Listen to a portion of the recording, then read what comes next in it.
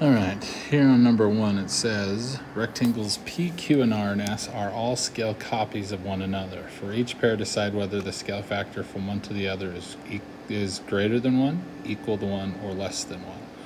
So we just have to look here. P to Q. Well, P is a smaller one here, and we're going up to Q, so it's getting bigger, so this one is going to be greater than 1. Okay. The next one, P to R. So P to R, once again, we're getting bigger, so it's greater than 1. Okay. Q to S. So Q to S is here. Q to S, it's getting smaller, so it's going to be less than 1. All right. Q to R. Q to R is right here. So we're getting bigger, so greater than 1.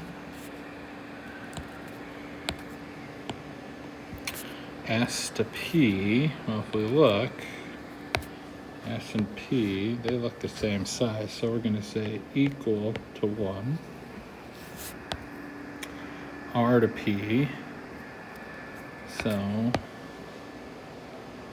R to P is right here. Start at R, go to P, so we're getting smaller, so that's going to be less than 1. And then the last one says P to S. So P to S looks like that. Looks about the same, so equal to 1. Okay, my little bar's in the way. Equal to 1.